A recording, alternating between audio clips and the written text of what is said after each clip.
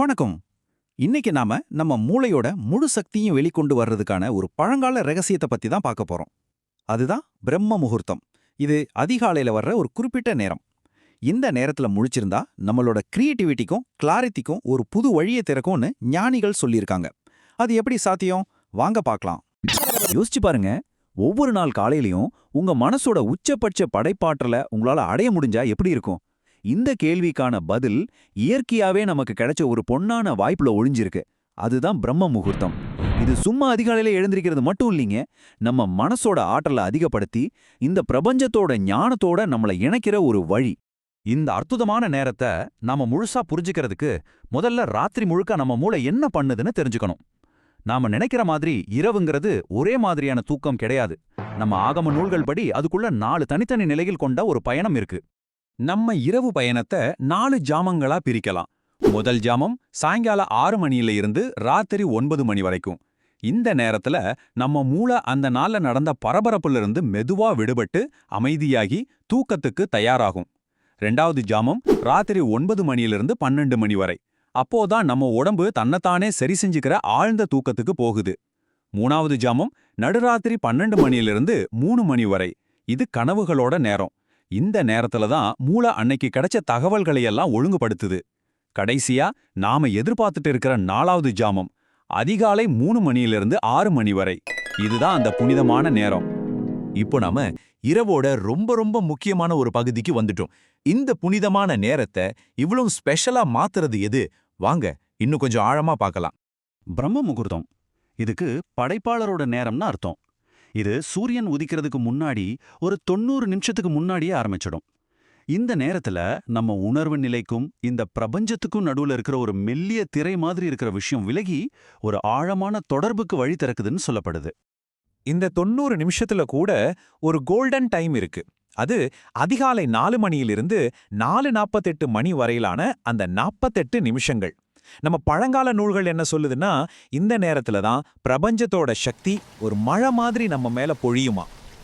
இதுல ரொம்ப ஆச்சரியமான விஷயம் என்னன்னா, நம்ம உடம்பு நல்லா ஆழ்ந்த ஓய்வுல இருக்கும். ஆனா நம்ம மூளையோட சிந்திக்கிற பகுதி மட்டும் முழுசா முழிச்சுக்கிட்டு இருக்கும். இதத்தான் விழிப்பு நிலை உறக்கம்னு சொல்றாங்க. தியானம் பண்றதுக்கும் புதுசா எதையாவது கத்துக்கிறதுக்கும் இதை விட ஒரு சிறந்த நிலை இருக்கவே முடியாது, இல்லையா? பல்லாயிரம் வருஷமா நம்ம ஞானிகள் சொன்ன இந்த உண்மைகளை இன்னைக்கு இருக்கிற நவீன நரம்பியல் எப்படி உறுதிப்படுத்துதுன்னு பாப்போமா? இங்கதான் அறிவியலும் ஆன்மீகமும் கைகோர்க்குது. நம்ம மூளைக்கு நடுவுல 3வது கண் அப்படின்னு சொல்லப்படுற பீனியல் சுரப்பி இருக்கு.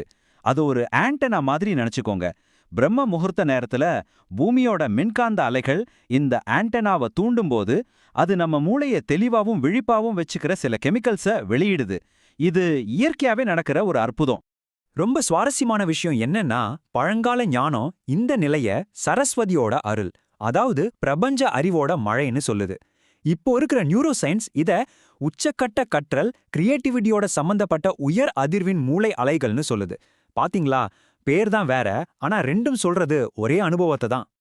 இன்னும் சிம்பிளா சொல்லணும்னா, அந்த நேரத்துல உங்க மூளை ஒரு பவர்ஃபுல் ரேடியோ ரிசீவர் மாதிரி மாறிடும். அது பிரபஞ்சத்திலேருந்து வர்ற ஞான அலைகளை எந்த விதமான தடையும் இல்லாம உள்வாங்க தயாரா இருக்கும். பொதுவா நம்ம மனசுக்குள்ள எப்பவுமே நான், என்னோடதுன்னு ஒரு வாய்ஸ் ஓடிட்டே இருக்கும் இல்லையா? விஞ்ஞானிகள் இத டிஃபால்ட் மோட் நெட்வொர்க்னு சொல்லுவாங்க. பிரம்ம முகூர்த்தத்துல இந்த மனசோட பின்னணி இரைச்சல் தானாவே அமைதியாகிடும். அதனால நாம எந்த விஷயத்தையும் தனிப்பட்ட கண்ணோட்டத்தோட பார்க்காம ஒரு தூய்மையான விழிப்புணர்வை உணர முடியும். சரி, இந்த நிலையை ஏன் அடையணும்னு பார்த்துட்டோம். இப்ப இதை எப்படி நம்ம வாழ்க்கையில கொண்டு வருதுன்னு சில பிராக்டிக்கல் டிப்ஸ் பார்க்கலாம். இதுக்கு 4 சிம்பிள் ஸ்டெப்ஸ் தான் இருக்கு. 1.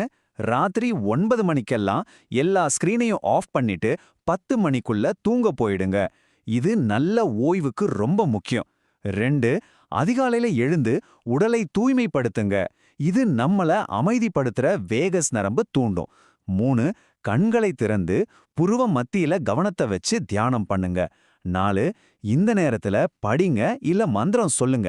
உங்க மூளையோட கிரகிக்கும் திறன் அதோட உச்சத்துல இருக்கும். இந்த பயிற்சியை தொடர்ந்து செஞ்சா என்னென்ன நன்மைகள் கிடைக்கும் தெரியுமா? உங்க எண்ணங்கள் எல்லாமே பாசிட்டிவா மாறும். புது விஷயங்களை ரொம்ப சுலபமா கத்துப்பீங்க. எல்லாத்துக்கும் மேல கோபம், பயம் மாதிரி உணர்ச்சிகள்ல சிக்கிக்காம அது எல்லாம் ஒரு சாட்சிய போல நின்னு கவனிக்க கத்துப்பீங்க.